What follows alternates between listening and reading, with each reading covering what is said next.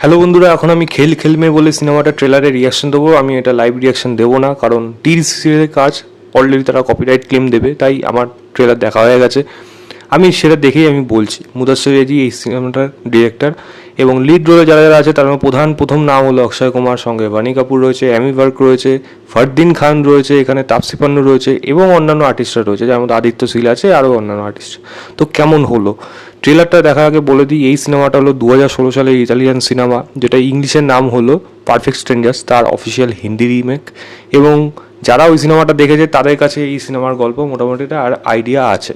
এবং এই সিনেমাটার মধ্যে ট্রেলারে যেটুকু জিনিস দেখানো হলো, এরা সবাই একটা জায়গায় জড়ো হচ্ছে এবং হওয়ার পর তাদের মধ্যে একটা অদ্ভুত খেলা হচ্ছে, যেটা তারা প্রত্যেকেই তাদের স্মার্টফোনে একটা জায়গায় রেখে দেবে এবং সেখানে তারা দেখতে যে কার ফোনে কীরকম মেসেজ আসে বা কার ফোনে কী ফোন আসছে সেটা যেন পাবলিকলি, মানে বলা যায় সবার সামনে সেটা মানে জানান দেওয়া হয়, বা কার কী মেসেজ আসে সেটা সবাই জানবে, কে ফোন করছে সেটা সবাই শুনতে পাবে।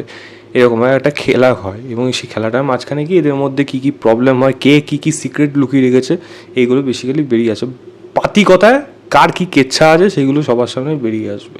তো এই নিয়েই সম্পূর্ণ সিনেমাটা আপাত দৃষ্টিতে দেখা যাচ্ছে, এবং আলটিমেটলি সিনেমাটার মানে কনক্লুশন, মানে লাস্টে গিয়ে কী হবে সেটা সিনেমা আসবে যখন, তখনই আপনারা দেখতে পারবেন। পারফেক্ট স্ট্রেঞ্জার্স কিন্তু আমার দেখা নেই, তাই আমি এটাকে অরিজিনাল সিনেমা হিসেবে বা একেবারে আমি যেটা দেখবো ভালো লাগবে খারাপ লাগবে সেটা নিয়ে কথা বলবো। তার আগে যদি বলা উচিত, এই সিনেমার যার অবস্থা সেটা পরিষ্কার বোঝা যাচ্ছে এই সিনেমাটাও কিন্তু অক্ষয় কুমারের আবারও একটা ডিজাস্টার হতে চলেছে।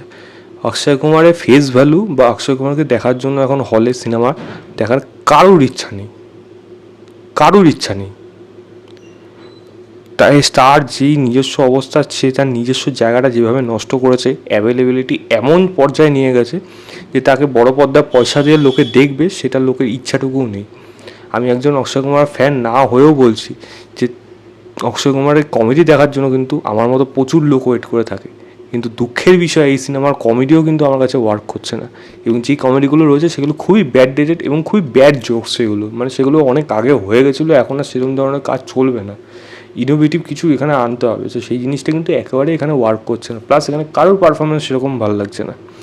অক্ষয় কুমারও তো কমেডি পোর্শনগুলো অক্ষয় কুমার টেনে দেবে পুরোপুরি, কিন্তু বাকি কাউকেই কিন্তু এখানে সেই জায়গায় মজাটা কিন্তু দিতে পারছে না, যেটা এই সিনেমাটা কিন্তু ডিমান্ড করে। প্রত্যেকটা ক্যারেক্টার যেরকম সাসপিসিয়াস, ইন্টারেস্টিং, কিছু না কিছু করেছে বা কিছু না কিছু গিল্ট রয়েছে, সেগুলোর থেকে যেরকমভাবে একটা একটা একটা কাইন্ড অফ ডার্ক কমেডি বা ব্ল্যাক কমেডি বেরিয়ে আসবে, এবং তার মাঝখানে একটা এরকম ফোর্স, মানে একটা কিছু সামান্য ক্রিন জিনিস, সেগুলো সব মিশ্রণ থাকবে, কিন্তু কোনোটাতেই কোনো কিছু এখানে ওয়ার্ক করবে না।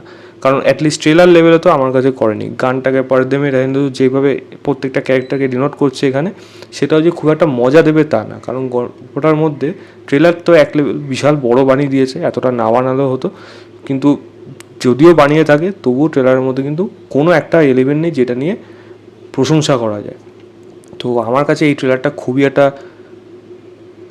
বিলো অ্যাভারেজ ট্রেলার, আমি এইটুকু বলতে পারি। আমার কাছে অ্যাপিল করার মতো কিছু নেই, কারণ দেখুন 15ই আগস্টে প্রথম চয়েস সবার থাকবে স্ত্রী 2, পরিষ্কার কথা। ভেদা থাকবে, সঙ্গে খেল খেলমে থাকবে। এবার অক্ষয় কুমার যেহেতু জন আব্রাহামের থেকে ফেস ভ্যালু বেশি, এটা পরিষ্কার কথা স্বীকার করতে হবে, অসুবিধা করার কোনো জায়গা নেই। কিন্তু আমার তবু মনে হচ্ছে ভেদা যেন বেশি ওপেনিং না পেয়ে যায় এই খেল খেলমের থেকে, কারণ এই সিনেমাটা অক্ষয় কুমারের যে অবস্থা হয়েছে এখন, তাতে অ্যাটলিস্ট ভরসা করা যাচ্ছে না যে তার আদৌ এই সিনেমা চলবে কি না। এবং ডিজাস্টার তো জাস্ট সময়ের অপেক্ষা, ভালো সিনেমা হলেও হয়তো ডিজাস্টার হবে। সার্ফিরা তার একটা বড় উদাহরণ। তো দেখা যাক এই সিনেমাটা কেমন চলে। আমার এই সিনেমা থেকে কোনো আশা নেই, জিরো এক্সপেকটেশন নিয়ে যাব আমি সিনেমাটা দেখতে। সেখানে যদি কিছু ভালো লাগে ডেফিনেটলি সেটা বলবো, বাকিটা তো সময়ের ব্যাপার। চলুন, এখনের জন্য এইটুকুই।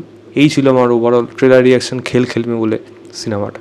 এখন অনেকগুলো সিনেমা আছে, পরপর দেখতে যেতে হবে। আগে এইটাই বলি, ভিডিওটা ভালো লাগলে লাইক, শেয়ার এবং চ্যানেলটাকে সাবস্ক্রাইব করে দেবেন। বাই।